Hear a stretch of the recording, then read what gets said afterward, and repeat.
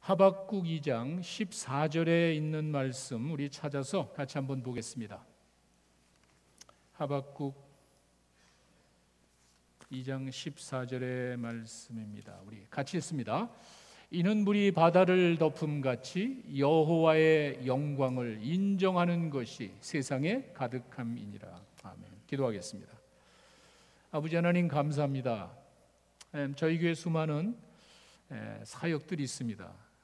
특별히 잃어버린 영혼들을 위한 간절한 마음으로 사역하는 우리 선교사님들 저희가 지원하고 있습니다. 전 세계에 나가서 복음 전하라는 그 뜻을 이루기 위한 방법입니다.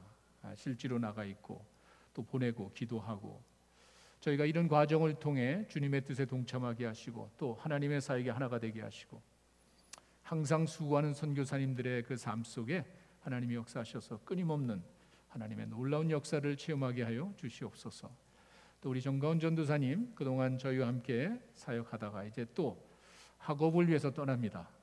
또 다른 하나님의 계획과 또 다른 하나님의 축복을 맛보는 계기가 되게 하시고 하나님께서 귀하게 쓰시는 일꾼 될 수 있도록 하나님 축복해 주시옵소서. 주의 말씀 앞에 있습니다. 찬양과 기도 가운데 임하신 아버지 하나님, 이제 하나님의 말씀을 통해 음성 듣고 순종하며 나아가는 저희들 되게 하여 주시옵소서. 예수님의 이름으로 기도했습니다. 아멘. 혹시 올림픽에서 한국 역사상 최초로 금메달을 딴 선수가 누군지 아십니까? 아시는 분? 처음에는요 1936년도에 베를린 올림픽에서 손기정 선수가 마라톤으로 금메달을 땄습니다. 그런데 여러분 아시다시피 그 당시 일제 통치 밑에 있었기 때문에 한국 이름이 아니고 일본 이름이 올라갔습니다. 그리고 난 다음에 40년이 지나서 1976년 몬트리올 올림픽에 레슬링 자유형 페더급의 양정모 선수가 금메달을 땄습니다. 그 시상대에 최초로 처음으로 대한민국 이름으로 금메달 수상을 하는 그 순간 이 양정모 선수는 끊임없이 하염없이 눈물을 흘렸습니다. 그리고 그 애국가가 울려 퍼지는 동안에 몬트리올만이 아니라 한국에 있는 모든 국민들이 기뻐하며 감격해 했던 것이 기억이 납니다. 양정모 선수 개인의 영광이 아니죠. 우리 국가의 영광이었고 우리 대한민국 전체의 기쁨이었습니다. 사실 해방 이후에 1948년도에 처음으로 런던 올림픽에 우리나라 이름으로 참석을 했습니다. 그리고는 28년 동안 금메달을 못 땄습니다. 7번째 가가지고 몬트리올 올림픽에서 금메달을 이제 딴 겁니다. 그런데 양정모 선수의 그 영광스러운 모습은 한국 이름 최초로 금메달을 딴 것도 있죠. 중요하죠. 그것도 물론 영광스러운 이유가 되겠지만 더 중요한 것은 양정모 선수 개인적인 위기가 있었습니다. 환경에 어려움이 있었습니다. 좌절했습니다. 그거를 딛고 일어선 재기한 그러한 그 인간 승리의 이야기가 담겨져 있습니다. 이게 무슨 말이냐면은 1970년도부터 79년까지 거의 70년대 한국의 레슬링은 양정모 선수가 다 휩쓸었습니다. 그래서 1972년도에 뮌헨 올림픽에 예선전에 가가지고 승승장구로 1등을 해서 이제 뮌헨 올림픽에 출전 자격증을 땄습니다. 이제는 본인의 꿈이 올림픽에 가서 금메달 따는 것이 꿈이었습니다. 그런데 그 당시에 한국 경제가 뒷받침이 되지가 않아서 소위 소수 정예 부대를 파송했습니다. 올림픽에 가서 메달을 딸 가능성 있는 종목만 보내다 보니까 레슬링이 빠졌습니다. 한번 생각해 보십시오. 그렇게 인정받고 최고의 실력을 가지고 자격까지 다 됐고 올림픽 출전 자격을 땄지만 국가적인 이유 때문에 올림픽에 가지를 못했습니다. 그 마음이 어떻겠어요? 실망해서 레슬링계를 떠납니다. 다 포기합니다. 거기에 올인을 해서 준비했는데 내가 아니라 국가적인 이유 때문에 참여를 못했다는 것이 양정모 선수에게는 정말 심각한 좌절이요, 아주 절망 가운데 빠지게 됐습니다. 레슬링을 포기했습니다. 그러나 그 양정모 선수의 그 뛰어난 그 실력과 그 기술 때문에 코치들이 끊임없이 이야기를 합니다. 다시 해야 된다. 넌 다시 할 수 있다. 그러니까 다시 돌아왔는데 약점이 순발력이 느리기 때문에 순발력을 키우기 위해서 15kg이 넘는 자켓을 입고 태릉 선수촌에서 불암산까지 올라가는 그 거리를 매일 8km 이상 되는 그 거리를 강행군하면서 체력 훈련을 합니다. 그리고는 1974년도에 아시아 경기대회에 참석해서 금메달을 땁니다. 아시아 경기대회에서 74년도에 금메달을 따고 드디어 76년도에는 몬트리올에 가가지고 영광의 금메달을 따게 됐습니다. 이렇게 국가적으로도 이게 큰 이유가 되겠지만 개인적인 그 위기와 환경의 어려움을 극복하고 일어선 그 모습이 양정모 선수 개인에게는 큰 영광이었습니다. 잠시 전에 보셨던 그 라티문 선교사도 마찬가지입니다. 우리 남신내교 최초의 여자 선교사입니다. 지금부터 약 144년 전입니다. 한번 상상해 보십시오. 32살의 처녀의 몸으로 중국으로 들어갔습니다. 그리고는 모든 생애를 39년간을 중국에서 사역을 하고 이젠 도저히 견딜 수가 없을 정도로 몸이 연약해져서 20여 킬로그램밖에 되지 않은 조그마한 몸매를 가누지를 못하고 철수하라는 명령에 의해서 이제 IMB의 그 요청에 의해서 돌아오는 길에 배를 갈아타기 위해 고베항에 도착했는데 그날 크리스마스 이브였습니다. 주님 곁으로 이제 가게 됐습니다. 이와 같이 자기의 모든 생애를 중국 선교를 위해서 바쳤다는 것뿐만이 아니라 물론 최초의 여자 선교사로 자기 생애를 중국에 바쳤다는 것뿐만이 아니라 그 당시 중국 상황이 여러분도 아실 겁니다. 140여 년 전입니다. 그 여성 교육을 한다는 건 상상하기도 어려운 그때에 라티문은 가서 중국 사람들에게 복음뿐만이 아니라 여성 인권을 위해서 한평생을 보냈습니다. 그리고는 몸이 연약하여 오다가 집에 오지 못하고 주님 곁으로 가게 됐습니다. 자, 이와 같이 한 여인이 헌신해서 최초의 선교사로 자기의 모든 생애를 바쳤다는 것도 중요하지만 저희가 라티문을 이야기할 때는 그거보다 더 중요한 의미가 있습니다. 동영상에서 잠시 언급을 했듯이 라티문이 중국에 있을 때 수시로 정규적으로 본국에 편지를 띄웁니다. 이건 나 혼자 하는 일이 아닙니다. 우리 미국에 있는 그 수많은 엄청난 선교 자원들이 하나님의 일에 동참해야 됩니다. 이렇게 나뿐만이 아니라 또 다른 많은 선교 자원들을 동원했던 사람이 라티문이에요. 그래서 협력 선교의 남친에게의 특징이죠. 협력 선교의 기틀을 마련한 사람이 바로 라티문입니다. 그래서 남친내교회 전체가 그의 이름을 따서 이제는 세상을 떠났지만 성탄절에 헌금을 하되 우리 남친내교회 전체가 이 헌금 모아서 이거는 외국 선교를 위해서 쓰자 그렇게 결정을 했습니다. 그렇게 해서 그때서부터 지금까지 100여 년이 넘도록 성탄 시즌이 되면 미국의 4만 5천 개 남친내 교인들이 지난주에 저희가 했듯이 똑같이 한 주간 기도하고 헌금합니다. 이것이 세계 최대 교단 남친내교 선교의 예산입니다. 정해진 게 없습니다. 이렇게 저희가 기도하고 보내는 것이 선교부 예산이고 그것 가지고 여태까지 남친내교회가 선교를 이어져 오고 있습니다. 중요한 것은 바로 그겁니다. 나 혼자만이 아니라 많은 사람들을 선교에 동참할 수 있도록 애쓰던 그 한 여인의 모습이 아직도 우리들 가운데 살아 있습니다. 그 라티문의 삶과 라티문의 정신을 기념하는 것이 바로 라티문 선교 헌금입니다. 올해 목표가 166밀리언입니다. 이 헌금과 각 교회에서 보내오는 협동 선교 헌금으로 약 5천 명의 선교사들을 지원을 하고 있습니다. 여러분들이 오늘 헌금하신 그 내용은 저희가 그대로 전액 IMB 선교로 보내게 됩니다. 자, 오늘 말씀은요, 여러분 잘 아시죠? 물이 바다 덮음 같이. 이거는요, 단순히 하나님의 영광을 말하는 게 아닙니다. 그저 하나님의 영광이 물이 바다 덮음 같이 온 세상에 퍼져나갈 것이다가 아니에요. 더 중요한 거는 여러분 아시다시피 하박국은 하나님의 선지자입니다. 하나님의 일을 하는 사람인데 회의에 빠졌습니다. 실망을 했습니다. 실망하고 회의에 빠진 선교사에게, 이 선지자에게 준 말씀이 물이 바다 덮음같이 여호와의 영광을 인정하는 것이 온 세계에 퍼질 것이다. 이게 무슨 말이냐면은 그 당시에 이 선지자가 세상을 바라봤을 때 사람들이 너무 악하게 사는 거예요. 너무 부패한 거예요. 세상 사람들이 아니에요. 세상 사람들이 그렇게 사는 건 당연한 거예요. 왜? 내 욕심대로 사는 사람들이야 뭐 그렇게 살 수 있지요. 하박국이 1장에서 고백하면서 막 토로한 그 내용은 그게 아니었습니다. 하나님의 사람들이에요.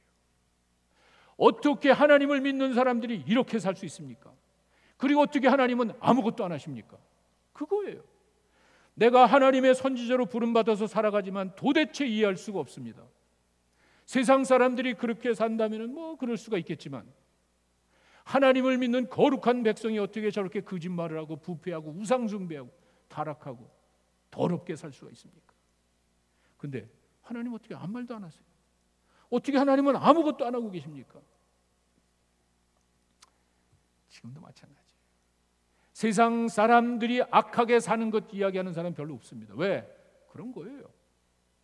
그러나 어떻게 교회가 그럴 수 있느냐는 이야기는 많이 듣습니다. 어떻게 하나님을 믿는 사람들이 그런 생각을 하고 그런 모습으로 살아가는지 비난하는 사람들이 많습니다. 똑같아요. 그때 하나님께서 하박국 2장 4절에 가시면은 여러분이 잘 아시는 말씀입니다. 의인은 믿음으로 말미암아 살리라.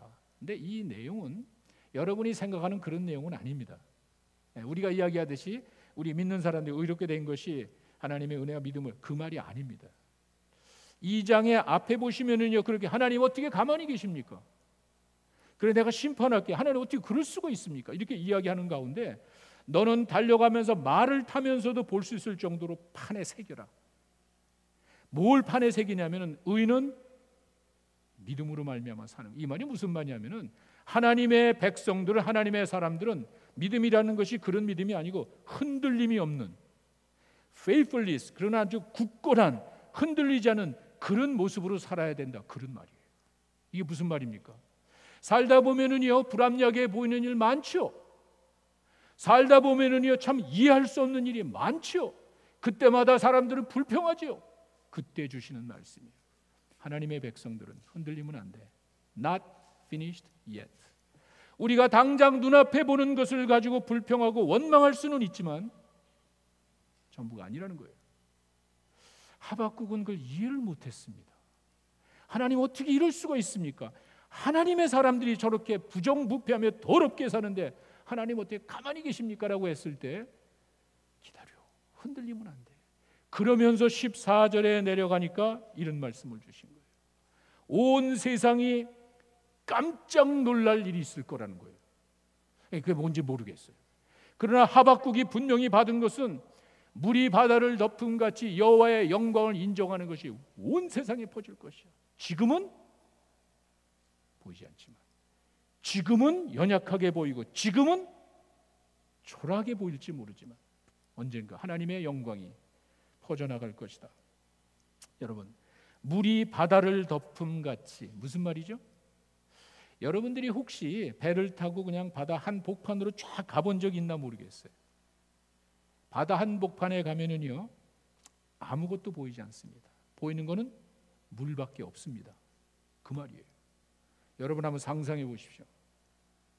물이 바다를 덮음같이, 내가 배를 타고 바다 한복판에 가면은요 물밖에 보이는 게 없어요.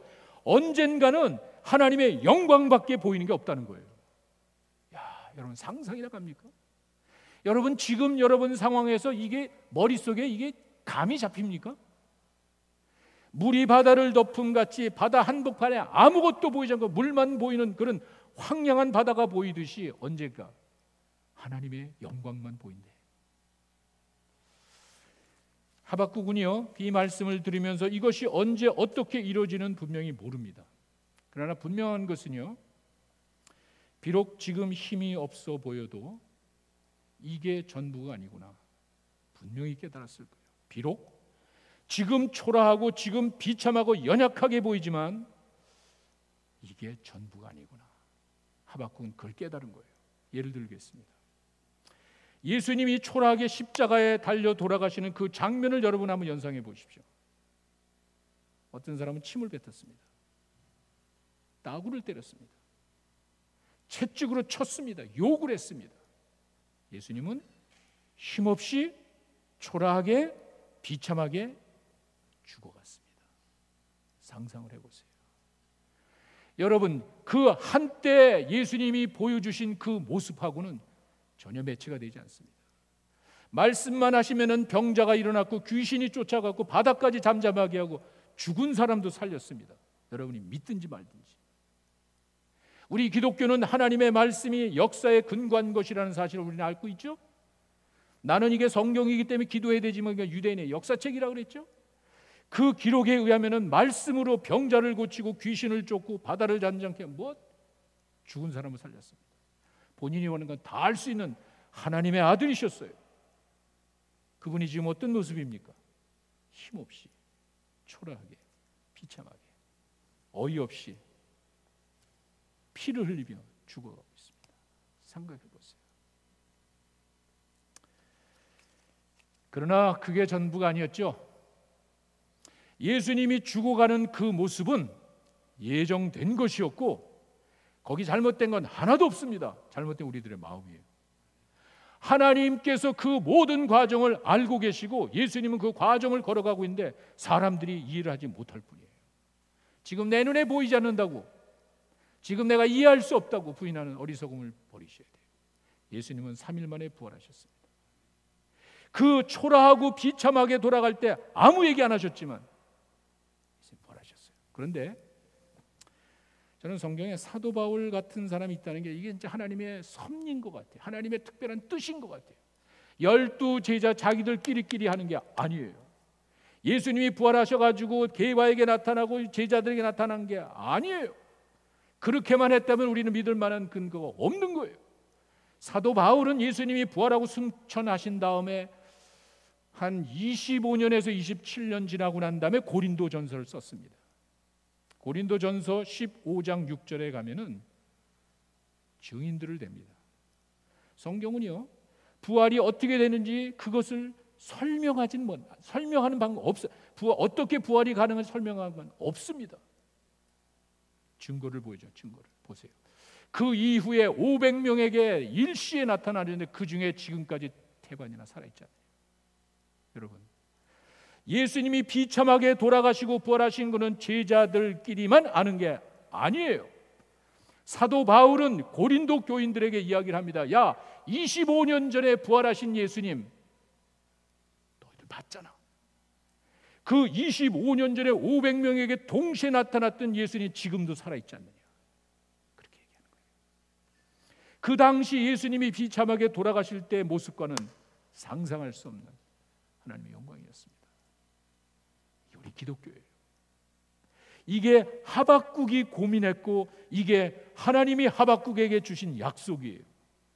이게 예수님이 고통당하시고 비참하고 초라하게 돌아가셨지만 전부가 아니에요. 내가 이 세상에서 이해할 수 없고 내가 받아들이기 힘든 일이 있다고 하지만 그게 전부가 아니에요. 언젠간 반드시 그 하나님의 영광이 하나님의 영광을 인정하는 것이, 여러분 잘 기억하십시오. 정확한 표현은 여호와의 영광이라고 되어 있습니다. 무슨 말이죠? 유대인의 하나님이에요. 그저 신이라고 이야기하는 게 아니에요. 그냥 하나님이라고 한 게 아니에요. 유대로부터 시작되어 있고 유대인들이 믿었던 그 여호와 하나님이 전 세계 모든 사람들에게 영광 가운데 나타날 것이다. 그 얘기를 하고 있습니다. 하나님을 모른다는 사람들에게 하는 말이에요. 하나님을 대적하는 사람들이 있습니다. 제가 예수 믿을 때, 여러분이 교회 다닐 때 비웃는 사람이 있잖아요. 내가 하나님의 일을 한다고 이야기했을 때 옆에서 조롱하는 사람들이 있잖아요. 그렇게 사는 게 아니야. 너는 어떻게 그런 마음 가지고 사느냐고 우리를 조롱하는 사람들이 있잖아요. 그 사람들에 두고 이해하는 거예요. 하나님을 모른다고 하는 사람들에게, 하나님을 대적하는 사람들에게 여호와의 영광을 인정하는 것이 온 세상에 퍼진대요. 핑계할 수 없고 도망갈 수 없고 변명할 수 없고 고백하게 만드는, 하나님을 고백하게 만드는 그날이 반드시 옵니다. 그런데 이거는 우리들의 삶 속에서도 가끔 봅니다. 그럴 수 있습니다. 저는요, 성경에 나와 있는 그 욥이라는 사람을 생각하면은 정말 이해할 수 없어요. 아니, 성경이기 때문에 제가 받아들이지만 저는 정말 그 일이 저에게 일어났다면은요, 하나님 안 믿을 것 같아요. 정말이에요. 생각해 보세요. 욥은 잘못한 게 없습니다. 욥은 성경에 정말 의롭게 사는 사람이에요. 하나님 앞에 흠없이 깨끗하게 살려고 노력해. 내 개인적으로 하나님 앞에 실수한 게 없는 것 같아요. 성경에 그렇게 의롭게 사는 사람이에요. 어떻게 되죠? 하나님이랑 사탄이랑 뭐 이야기를 했대. 내 실수와 내 죄와 전혀 관계없이 하나님의 뜻이 하늘에서 이루어졌대. 하나님이 사탄하고 이야기해가지고 뭐 욥이 저렇게 잘 사는 게 무슨 뭐 이 사람이 착해서 그런지 아세요? 재물 다 가지고 가보세요. 이 사람이 하나님 욕하지. 아니요, 그렇지 않아요. 그렇지 않아요. 욥은 진짜 좋은. 아니, 재물 뺏어 보세요. 사탄 그냥 너 뺏어. 그러나 생명을 건드리면. 하여튼 이런 과정을 통해서 욥에게 그런 재앙이 왔단 말이에요. 재산이 다 나갔어요. 자녀가 다 죽었어요. 내 몸에 악창이 나요. 건강이. 마누라도 옆에 보고, 여보, 당신이 그렇게 믿는 하나님이 도대체 뭐야? 차라리 저주하고 죽어버리긴 하겠어. 그래도 끝까지 하나님을 원망하지 않던 욥 아니에요? 여러분, 이게 그냥 성경이 예전 너무한 것 같아. 이런 일은 좀 없었으면, 나한테 이런 일이 없었으면 좋겠어.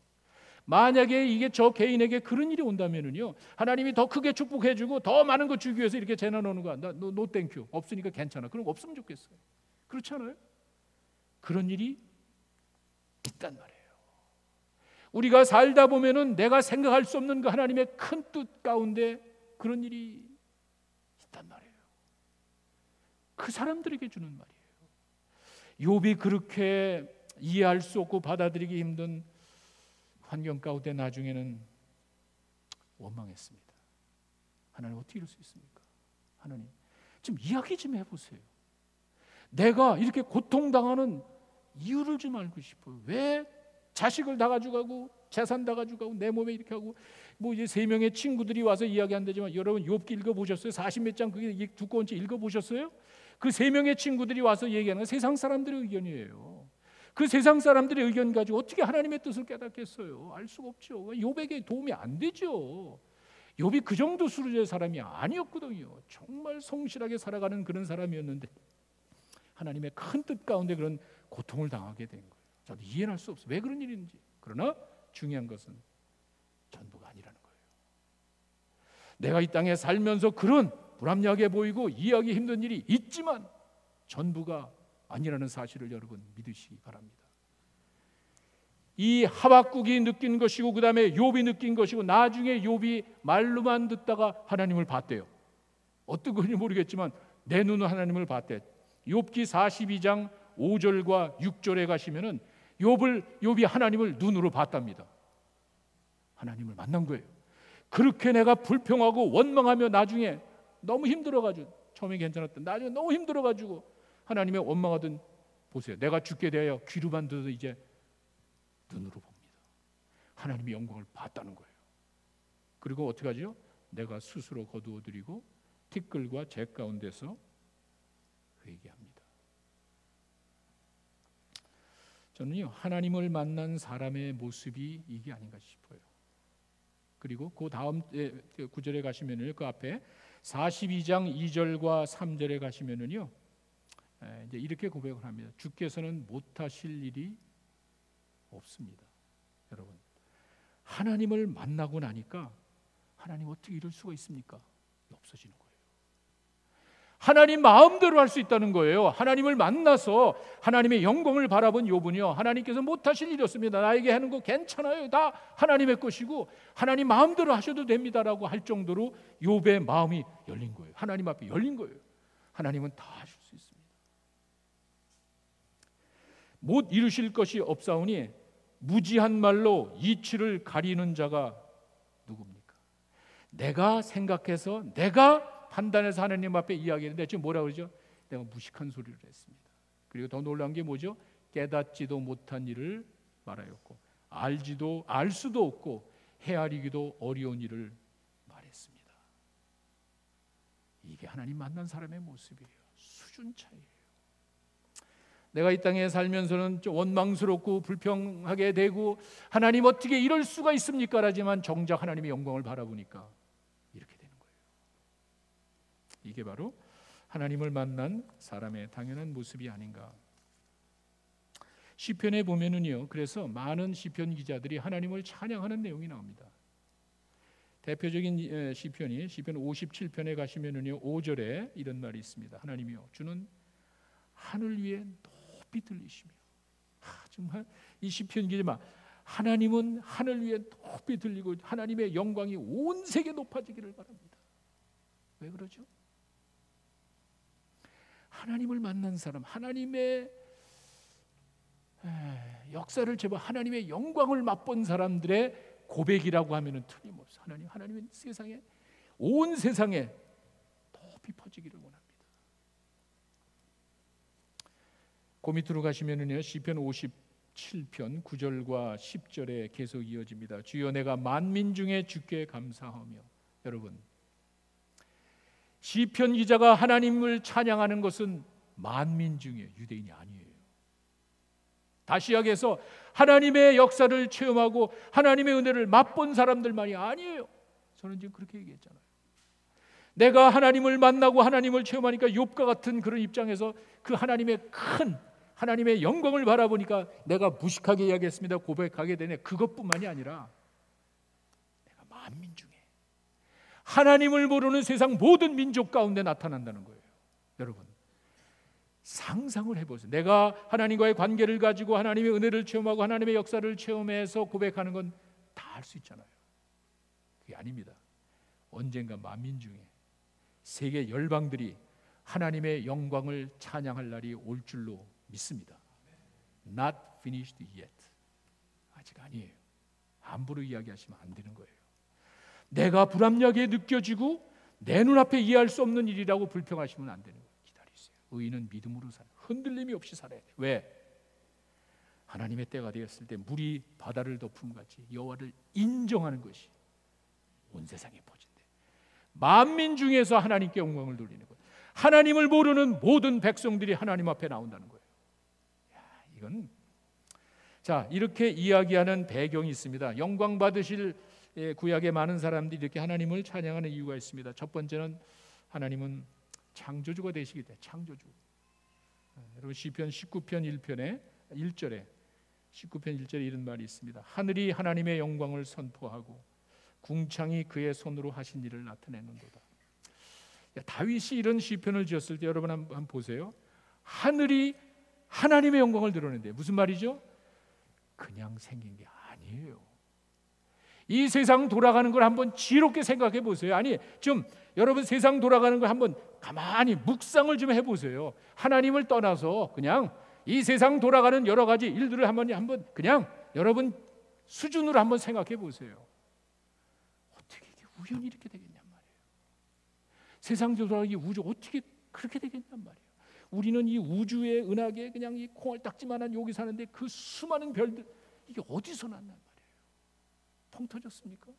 펑 터지는 이게 이렇게 오묘하게 지금 이 세계가 돌아가고 있습니까? 그렇진 않잖아요. 하늘이 하나님의 영광을 선포하고 창궁이 하나님의 솜씨를 이제 보여줍니다. 이 세상 모든 만물이 이게 정말 하나님의 창조구나.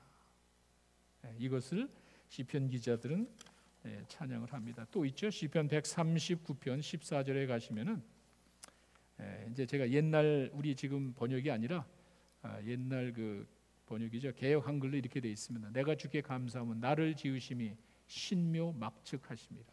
아마 여기 계신 분 가운데 신묘막측이라는 단어가 뭔지 아시는 분은 없을 거예요.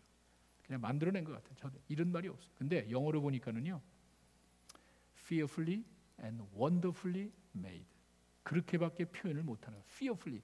그냥 닭살이 돋듯이 그냥 그 다음에 wonderfully made. 그렇게 만들어졌다는 것을 신묘막측이라고 표현을 합니다. 하나님이 이 세상을 만드시고 우리 인간에게 이렇게 역사하시는 그 모습이 신묘막측하다. 여러분들은 모를 거예요. 이따 조금 지나면은 잠시 후에 여러분 식사하시지요? 여러분 식사하시면은요, 식사 먹은 그 양에 따라서 몸에서 효소가 나고 인슐린이 나와서 다 처리해 주는 거예요. 누가 합니까? 여러분, 내가 먹는 그 음식이 그냥 그대로 피 속에 들어가는 게 아니에요. 그렇게 무식하게 생각하는 사람 하나도 없습니다.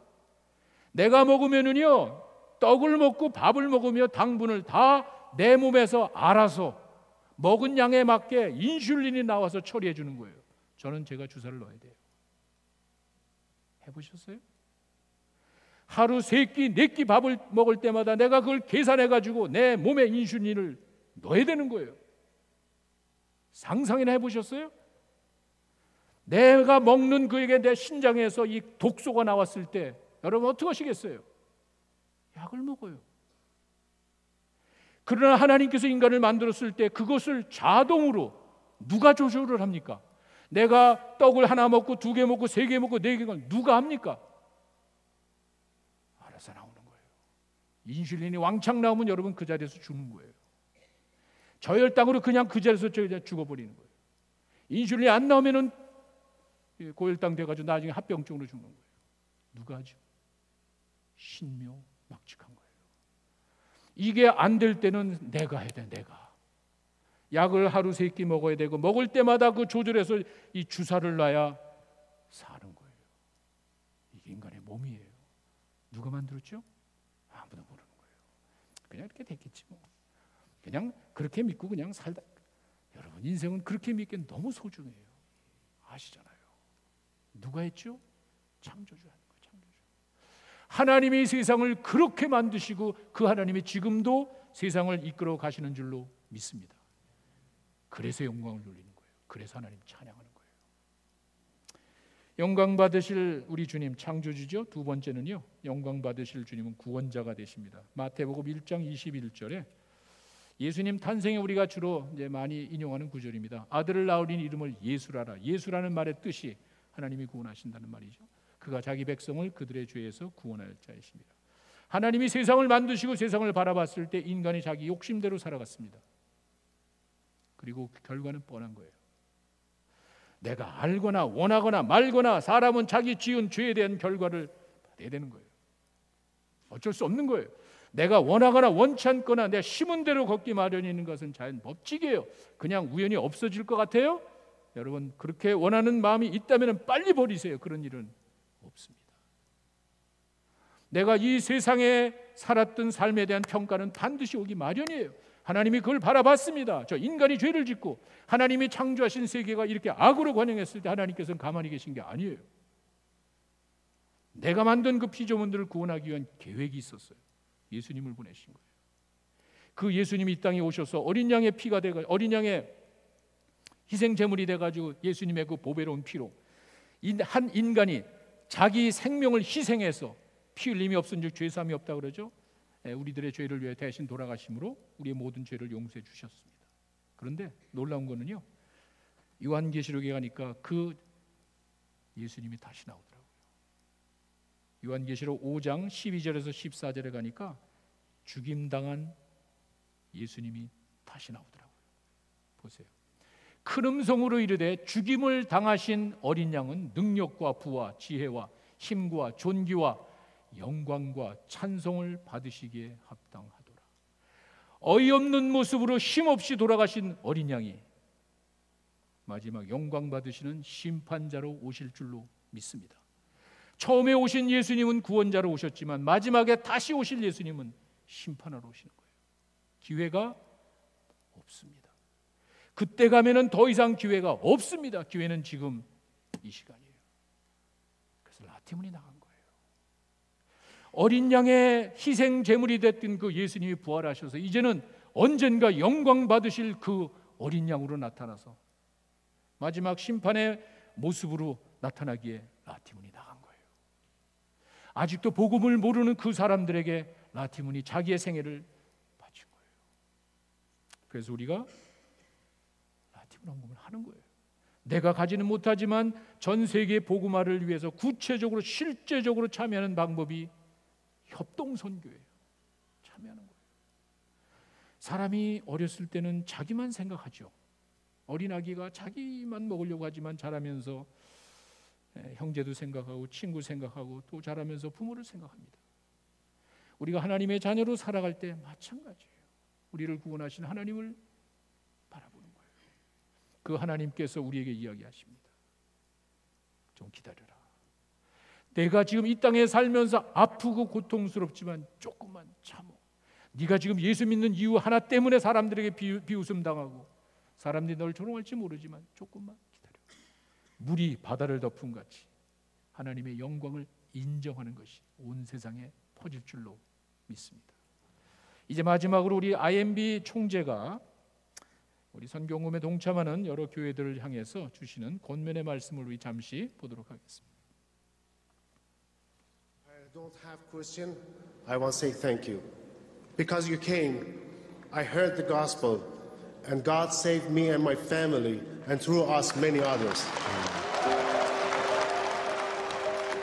I was blown away when this brother from Central Asia stood at the SBC meeting in June after I gave our report to just say thank you for how IMB missionaries have reached his people. I don't know what I expected, but it wasn't that. And his story has resonated with so many people, been shared, talked about in churches, on the internet, because his story and so many others like it, this is what the IMB is all about. We partner with Southern Baptist churches to empower limitless missionary teams who are making disciples, multiplying churches among unreached people and unreached places for the glory of God. You think about Lottie Moon Christmas Offering, cooperative program. Together, Southern Baptist churches have given over $250 million this last year to fund mission efforts around the world. And as a result of that giving, over 87,000 people have professed faith in Christ for the first time. Over 4,500 churches have started in places where churches have not been before as a result of our partnership together. Southern Baptists are generous. We regularly hear stories of their commitment individually and as churches to give sacrificially. I think about Madeline Ray, who wrote me a letter this year wanting to use her wish from the Make-A-Wish Foundation to fund work among unreached people. In this letter, she said, I just want to be a part of getting the gospel to those who've never heard it. She said, I determined that making a donation to the IMB for unreached people would be an eternally effective way to use my wish. Now her single wish will echo into eternity as unreached people hear the gospel for the first time as a result of her generosity. Because of that sort of generous giving, IMB is once again on firm financial ground. This year we are poised to begin sending more and more missionaries in the coming days, and I'm convinced our churches are ready to do that. Already this year, we sent out 193 new missionaries, with still more to come. I think about one such missionary, Abuk. She fled from her home country of South Sudan with her family when she was young. They landed in Amarillo, Texas, and God in His sovereignty connected them with First Baptist Church there, and that church is now sending her out on mission in partnership with the IMB. It is an awesome scene when the mission field becomes a mission force. That is what is happening through our cooperative work together among unreached peoples and places around the world.